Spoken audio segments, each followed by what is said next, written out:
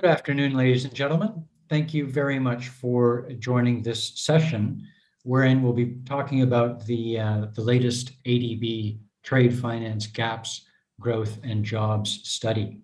I'm Steve Beck. I head the trade and supply chain finance businesses at the Asian Development Bank, and I'm delighted to have a great panel with me.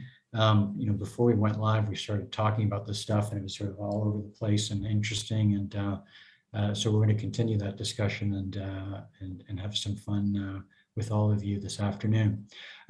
So before I sort of try to set the scene on the study, I'll just ask my fellow panelists to introduce themselves. I'll start with Kanika. Kanika, you want to tell us where you work and anything else you want to share? Absolutely. Thank you very much for having me here today, Steve. Really excited to be part of this discussion. My name is Kanika Thakur, and I head up the trade business for Citi. I'm based out of Hong Kong, and for us, for Citi, this business is completely center of plate for our transaction services business, is what we call TTS.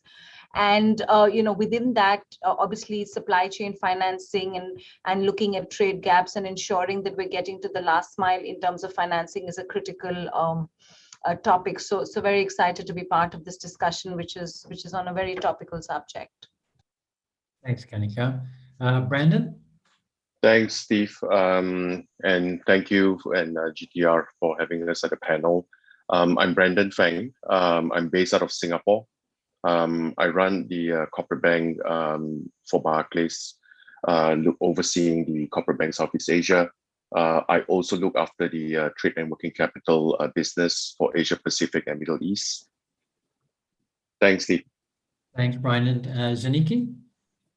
Yes, thank you, Steve. And also thank you for letting me join this panel. I'm really excited to join.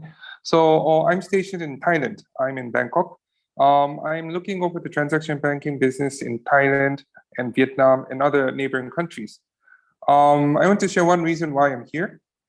This is because you might know that in Thailand, we have a big Japanese company, a society, and Thai will be the key of the supply chain, especially for the automobile industries.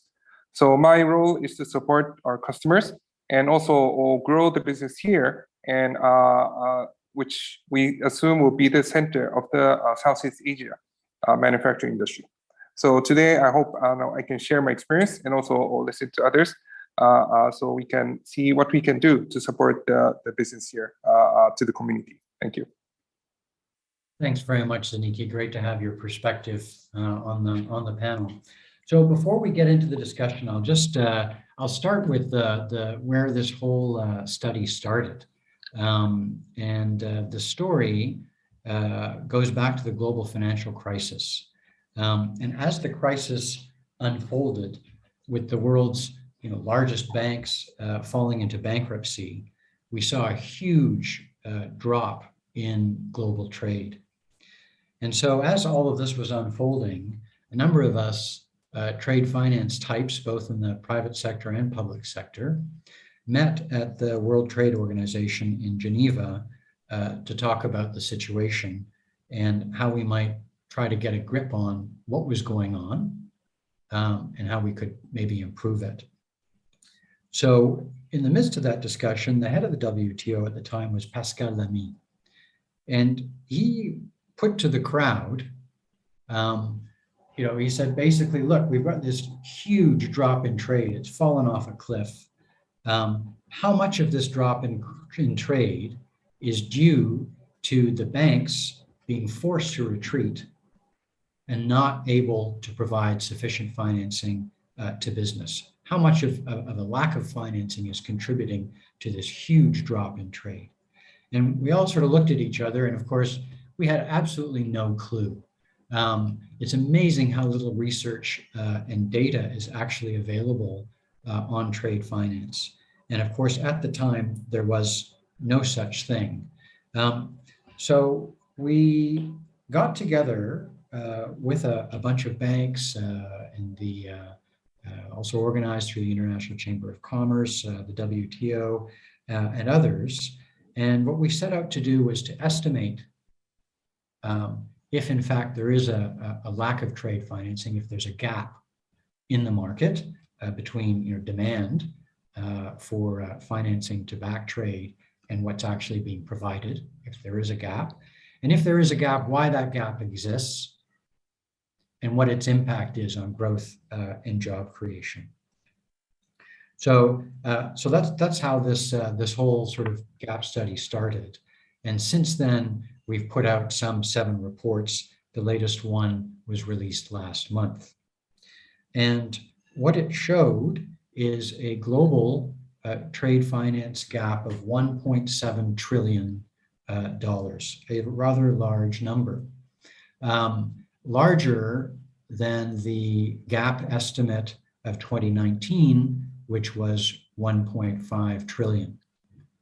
Now, when we got that number, that estimate, we thought, wow, okay, yeah, it's huge, but we thought, maybe it would be even higher than 15% more of a gap compared to 2019.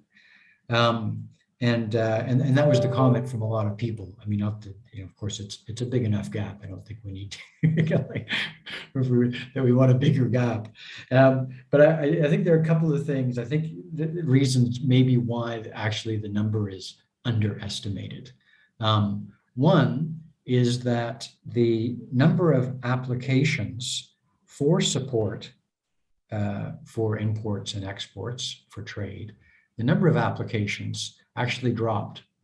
So if you think about, the fact that we've got a larger gap number off of, and higher rejection number off of fewer applications and requests for support, I mean, that's quite telling.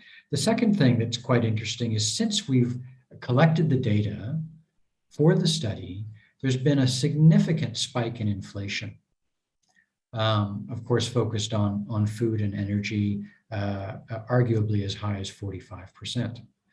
And as we all know, now that we see transactions that are of significantly higher value, the same transaction today is, let's say, arguably 40% higher than it was, a year ago. That's going to eat up what available country limits and counterparty limits we have to support trade, right? So as a result, I suspect that the gap number is even larger today. So the number is large, and I think that it's probably underestimated in the study. And of course, it won't come as any surprise to anyone in participating in this session that the most underserved segment of the market are SMEs. And SMEs led by women are particularly hard hit.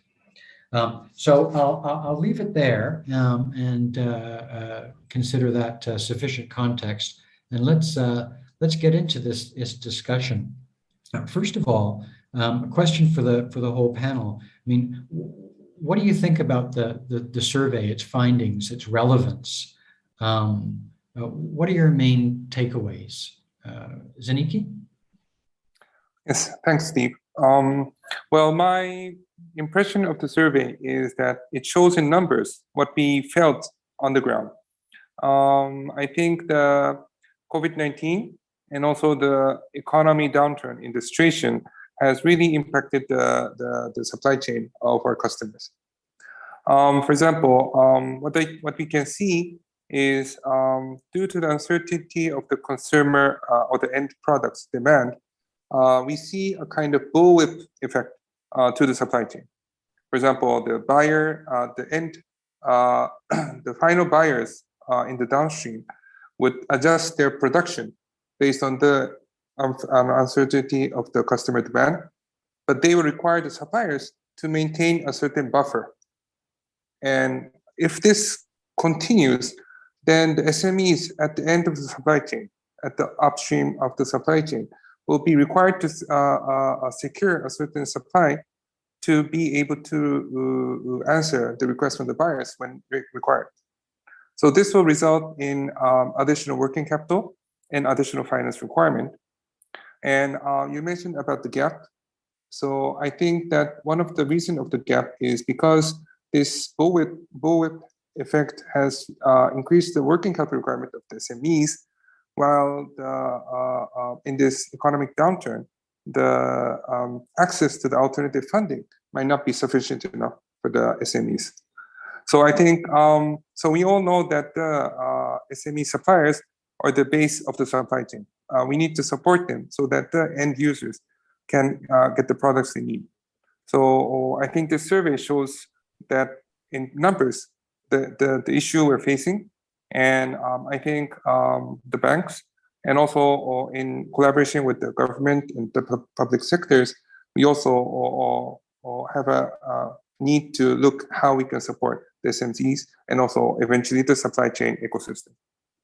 Interesting. So it's validating what you're seeing on the ground. An interesting point, Zenichi, that you're I guess you're seeing this maybe as part of the supply chain problem story, and we'll pick up on that later on in the discussion. Kanika, what are your thoughts? The relevance of the study, your main takeaways? Highly relevant, Steve. And I think from a takeaway sense, it's not, honestly, I wish it was surprising, but it isn't. It is genuinely reflecting, and to your earlier comment, it's probably under representative of the genuine gap that does exist on the ground. And as Zenichi-san just mentioned, I think it's almost like there's been a perfect storm created for the SME and MME suppliers to some extent, right? End demand shift changes of the consumers, buyers, they're large anchor buyers having altered behavior on account of building their own resilience and having their own supply chain issues, shipping shortages, inventory requirements, etc. And you add to that the uncertainty of financing that the suppliers have had, because if those who remember at the middle of last year, you saw a huge spike in financing costs. Whether it was the dollar cost of funds or even in many cases local currency cost of funds, and banks were unfortunately compelled in many cases to be able to raise or to have to raise their financing spreads. And unless you had embedded supply finance programs or embedded financing options, the SMEs bore the brunt of that volatility. And as things settled down, many of them, even for that 3 to 6 months period, had to pay an extremely heavy price. And to your point, it's probably affected the smaller SMEs and the female entrepreneur and SMEs the most. And those who then did survive are now having their struggles as they move forward with all of the other issues. So I think, if there were a statistic somewhere on how many actually didn't survive the tough times of last year, I think that too would be a very telling number. Yeah, and I guess that story isn't over yet either, is it? Just like with the disease, there's a long COVID and, there's months to recovery. I think this is the long COVID of finance, really, where these people are going to have to face, unfortunately, some level of prolonged pain. And, as participants of the industry, it's incumbent on the lot of us to see how best we can address this. Indeed, yeah.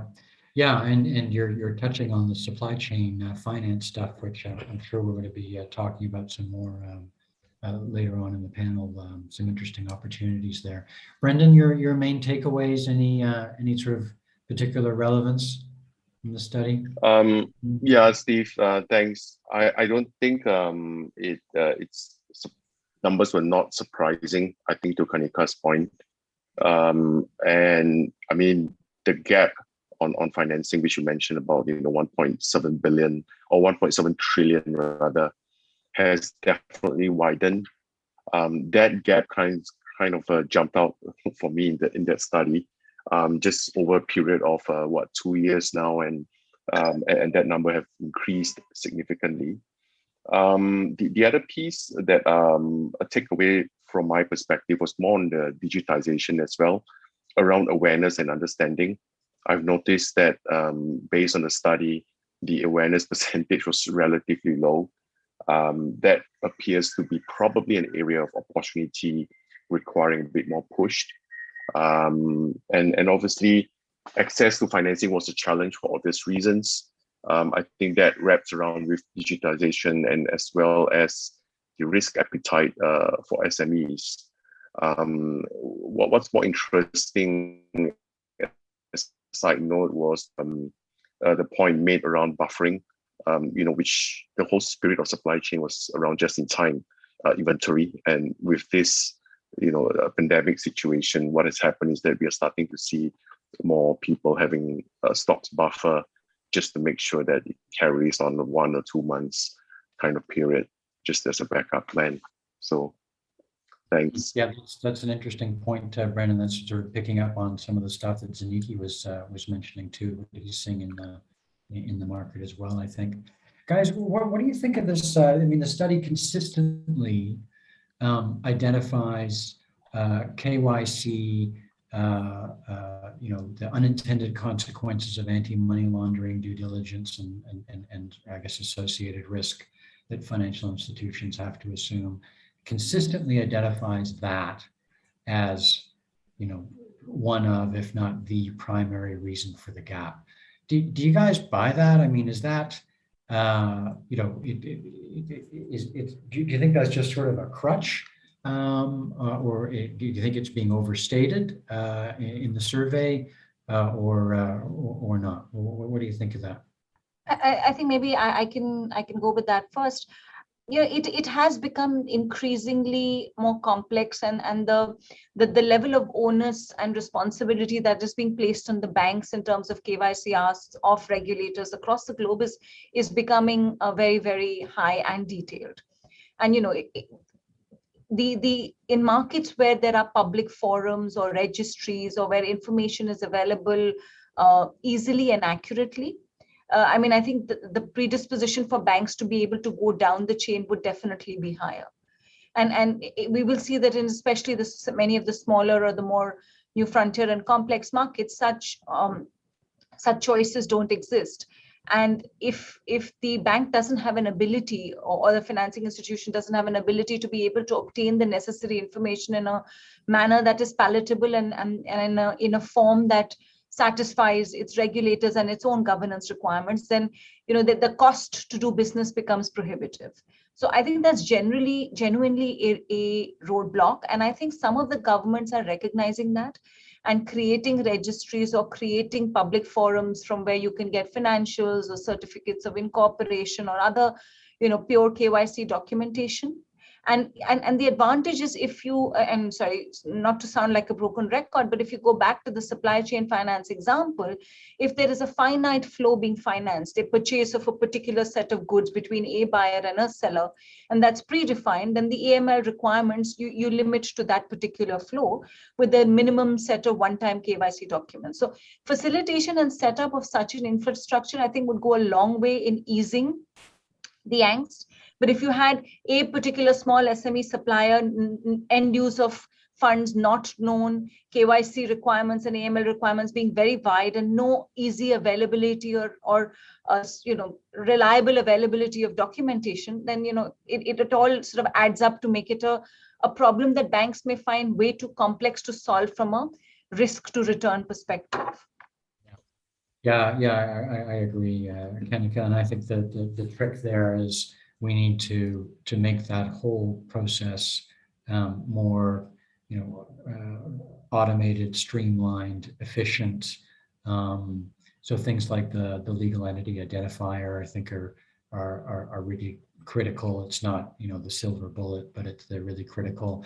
We're in the process now. A lot of people may not be aware of this, of implementing a pilot with 7 different jurisdictions on trade-based money laundering sort of data elements to go into those suspicious activities reports that go from banks to regulators.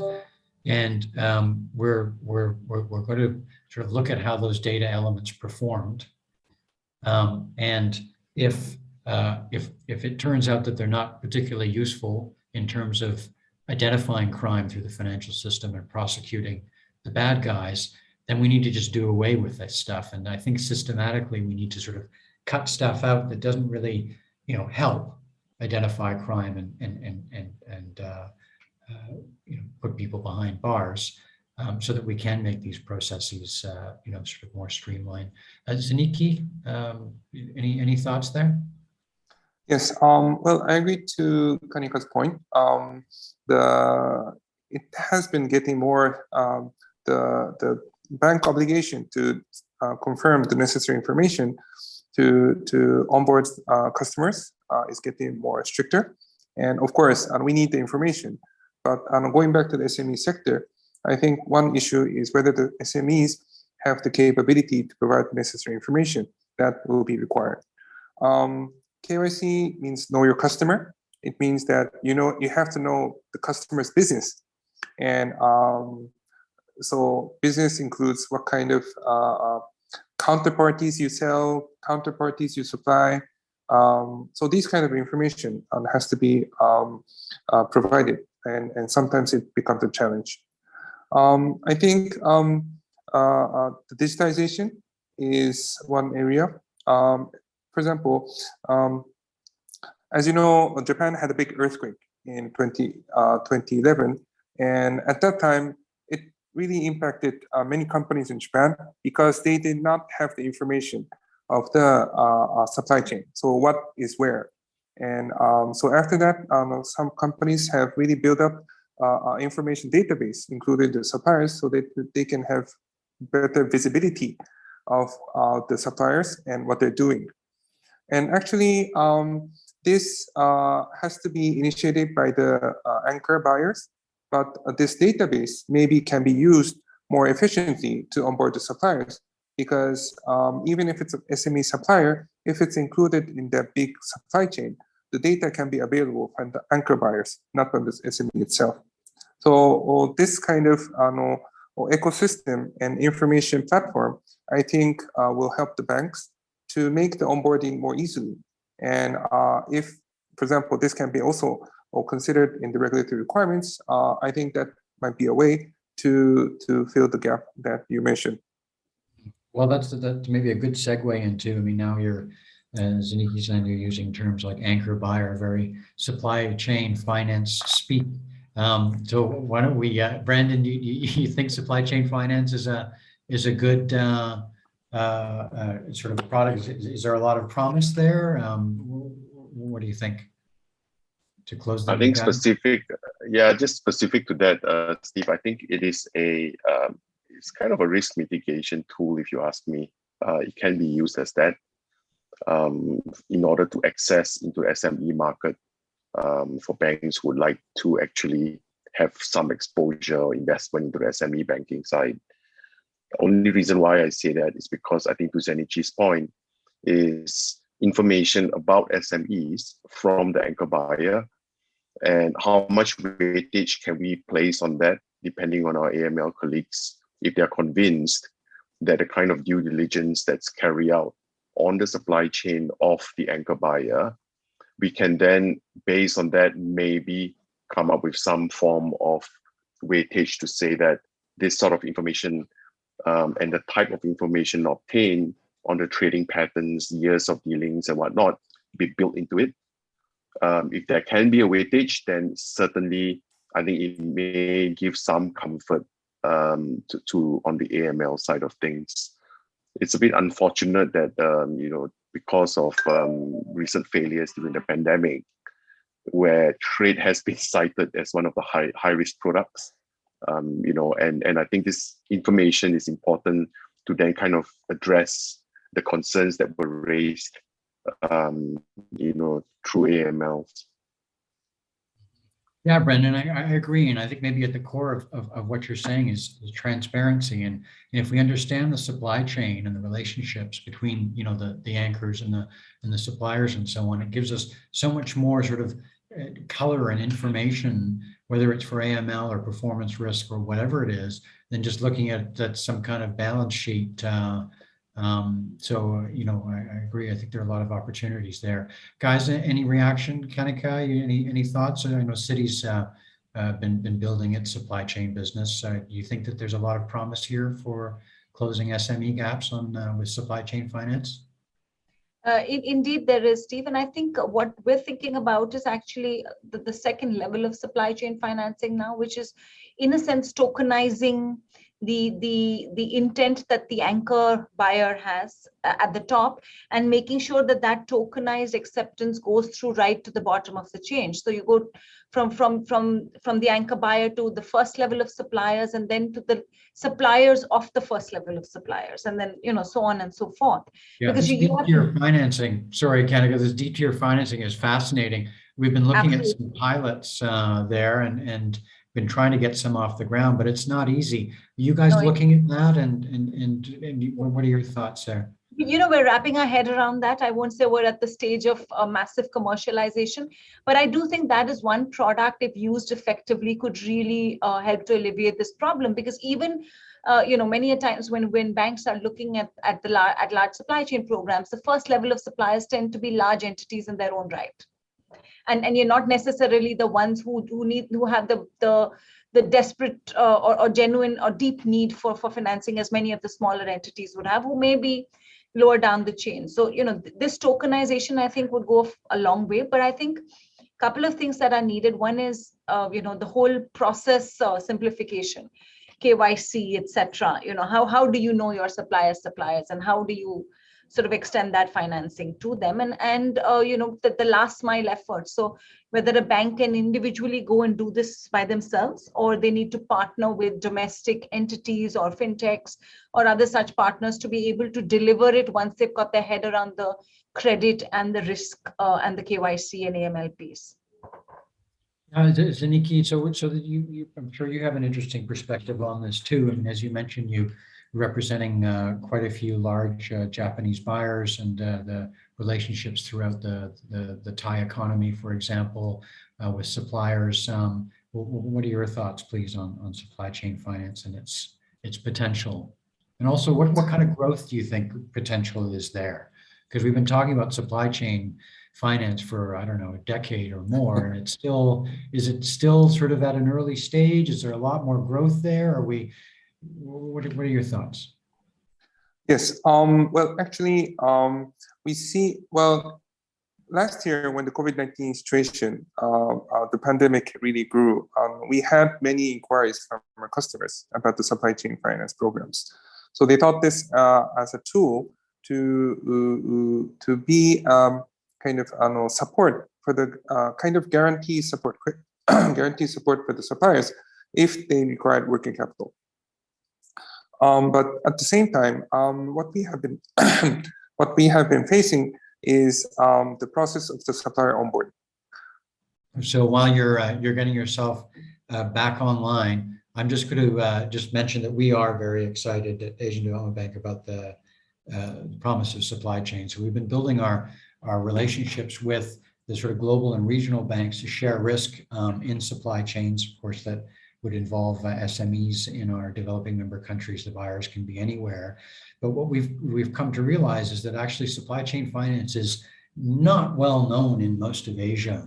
So the next sort of phase that we're and the sort of second pillar of our strategy to build out and scale the supply chain in Asia is to work with the banks that we know very well in our developing member countries through our trade finance business, which I think most people know is well scaled, and to provide them with an intense capacity building on how to create a supply chain finance business. And so we've been engaged in that for the past sort of 18 months, and it's an ongoing process, one that we're pretty excited about. So okay, I think we agree that that supply chain finance is exciting, and that there's probably a lot more to be done in that space, and that will contribute to reducing gaps for SMEs. Hey, Zenichi, you okay? You back with us? Yeah, we can't. Yes, hear I'm you. sorry. Oh, yeah, we can hear you. Good. Yes, I'm sorry. I'm sorry for the disruption. Yeah, So no. It gave me more of an opportunity to blab, Okay. Please. Well, yeah. Sorry.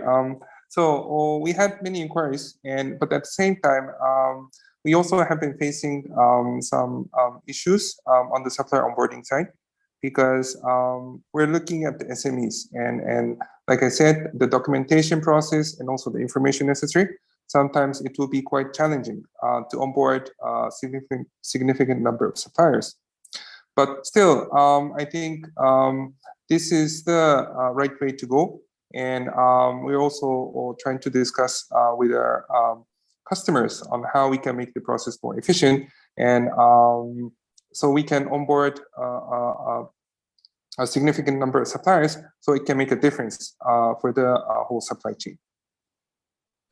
And Zenichi, do you think that there's a strong connection between supply chain finance, the anti-money laundering issue, a number of sort of issues that we're all trying to solve that relate to gaps, but ultimately the sort of focal point, or maybe the thing that brings it all together, is digitalization? And if you would agree with that statement, what do we need to do to become more digitalized? Macro, micro? Well, for example, I think when we look at our customers and the suppliers, we still see many cases when, for example, the invoice is paper-based, the document is paper-based. Sometimes we also see cases when it's a long-time supplier, there might be no kind of official documentation prepared. So that's the reality we see in the practice. But I think the digitization might be a key to make these kind of paper-based information to be online and make it more transparent. So, and also I think on the customer side, especially with the increasing requirement for governance control, I think moving from that historical practice, traditional practice of kind of the supplier-buyer relationship, making it digital would or help the customer also to make it transparent and make a good governance that they can show to the banks. For the SMEs also, the challenge will be the onboarding process. So I don't think SMEs might have the resource or maybe the financial to onboard many platforms. So when we talk about digitization and we want to onboard the suppliers, the SMEs, I think the ease of access and simplify the process is also key to onboard those SMEs. Yeah, this is something that I think came out in an HSBC Boston Consulting Group study maybe last month, I think it was, that identified the amount of money they estimated that SMEs would require in sort of education and resources to really properly sort of hook in a real digital way. Brandon, this sounds a lot like stuff that you were talking about earlier, right? Is linking people onto systems and the kind of transparency that would drive. Your views on what it would take to become more digital? What are the impediments there, just briefly? I think to your point about could this be one of it? I think it might be a solution, but I don't think it's the silver bullet that's going to resolve all the issues, if I could put it that way. And I think in order to build scale, digitalization is definitely required, because otherwise we'll never be able to build scale. I mean, to Zenichi's point around paper-based invoices from SMEs, which is not surprising. How do we then convert that and make it more digital and be able to then reduce the administrative hassle of paper shuffling and whatnot? And I think we have seen during the pandemic where even courier services were not available for certain locations, and that resonates with some of us here because documents could not be sent. So what do we do? And I think by doing it electronically and having that available, I think that kind of make it more sustainable from a business continuity standpoint. I think there's also a lot of talks about risk and monitoring and whatnot, and having that data and whatnot. It's definitely important to build the skill around this business. Yeah, and I agree, and it would also make our supply chains more robust, and addressed, I think, some of the problems, not all of the problems, but some of the problems. Yeah. Kanika, on digitization, anything you want to jump in on there? I think, as rightly mentioned by both Brendan and Zenichi, digitization is one part of the problem, one part of the solution. But I think if you can't truly digitize, if customs needs you to have a physical document or a physical bill of exchange or an invoice, it can be digitization then of part of the process. So you're going to have all of the stakeholders who are going to have to walk the talk, whether it's shipping companies, whether it's insurers, whether it's government agencies, customs clearances, etc. So unless there is a concerted drive from governments to genuinely sort of encourage and create guidelines to allow for all of this to happen swiftly, I think the digitization will be in bits and parts. So a bank providing a front end where you can submit your invoices electronically will only solve one part of the problem. And then in comes the digitization around the availability of information or data for KYC and AML. And I think if both of these aspects can come together, then we can get to a stage where banks can programmatically look at these things as opposed to on a standalone individual basis. And I'm sure, as is the case with Brandon and Zenichi, we're looking a lot at data as an enabler. So if we have adequate, even from an AML perspective, past history available on registries or third-party invoice platforms, it makes a bank's life much simpler to be able to validate and be able to move forward with the providing such financing. And that again is something that certain governments are thinking about or certain industry bodies are thinking about. But I think it's a mammoth task. Rome was not built in a day, but it's something we need to all collectively start thinking about. And maybe the best way to do is to small start, pick particular industries or pick particular segments of an economy and sort of focus on that. Kanika, I couldn't agree more. And I think that at this moment in time in history, we have a tremendous opportunity to push governments and business towards digitalization, because everyone recognizes the importance, right? Brandon was talking about all the frictions with the documents and pandemics or whatever, all the transparency that we can gain. So when we look at the impediments to making that happen, we've identified a couple of things. One is a lack of protocols and standards. And so with the government of Singapore and the International Chamber of Commerce, we created the Digital Standards Initiative. I don't know if you guys have heard of this, but they're basically, trying to be the big tent that brings in together all the disparate efforts around creating the standards and protocols that will create that seamless digital sort of ecosystem for trade. And exactly to your point, Kanika, we need to make it seamless between the exporter, the shipper, the ports, the customs, the warehousing, the finance, and the importer. And if we can do that in a seamless digital way, it's mind-blowing the kind of metadata that we could get to solve a lot of these issues. So that's one issue, is the protocols and standards that we're trying to address with the Digital Standards Initiative. The second one is the governments, as you say. And so we've launched an initiative where we're aggressively advocating with our developing member countries to adopt the MILITER, the UN model laws on electronic transfer documents. So hopefully we're going to get some good traction there.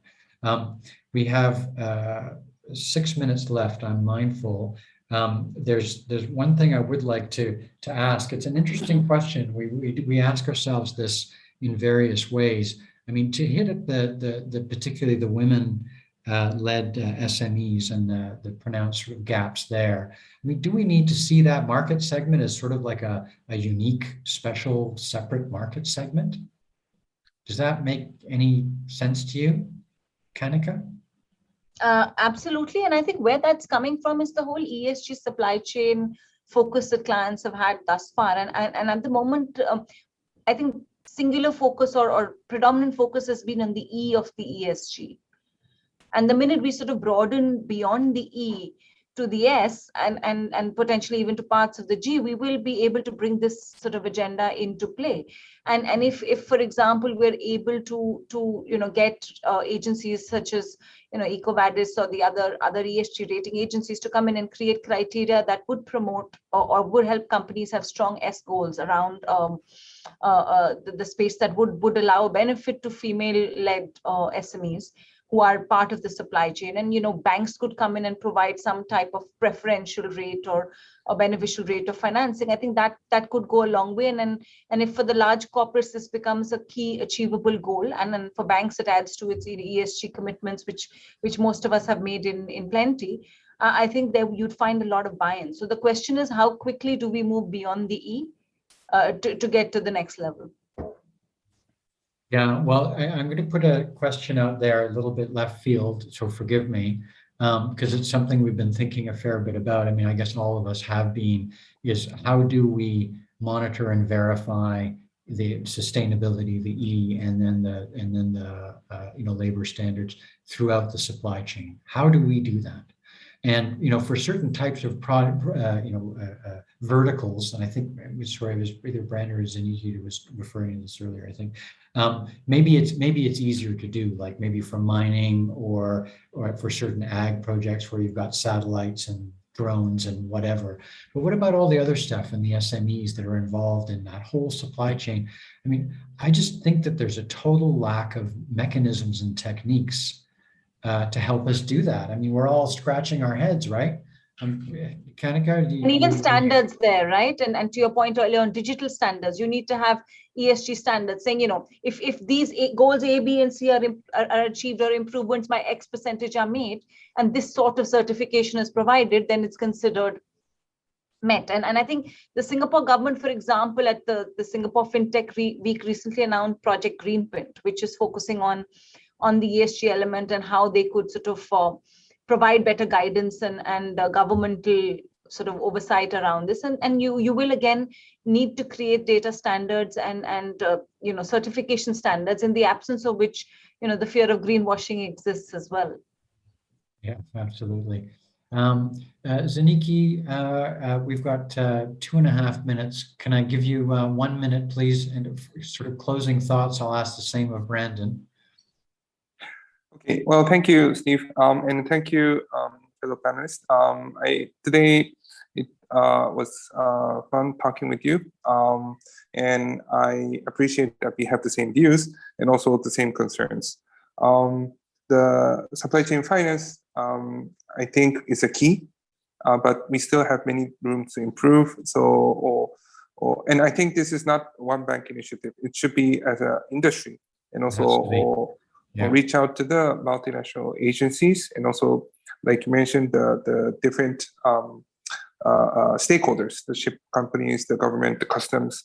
So once we have that background or infrastructure in place, then I think we can really support the SMEs. So thank you very much, and I look forward to working with everyone going forward. Thank you. Thank you, Zenichi. Thank you, Brandon.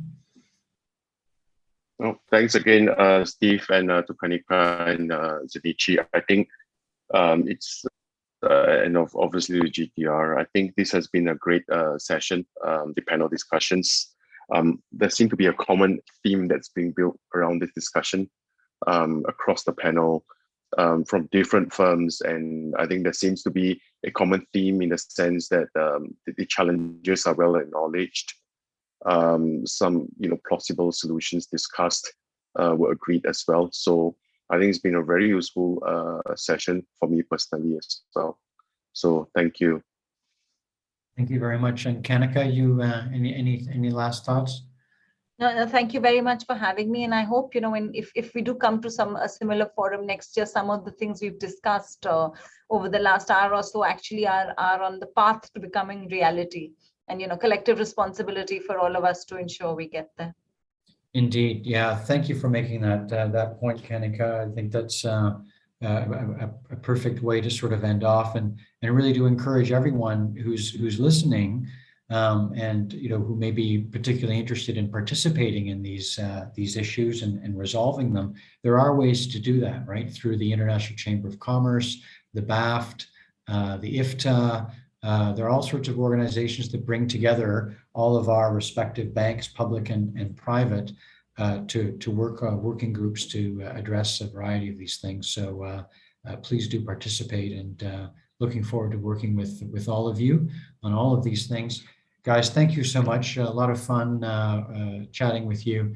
I could have done with another hour or so. Sorry if I didn't move us through the issues as efficiently as I should have. But thank you so much.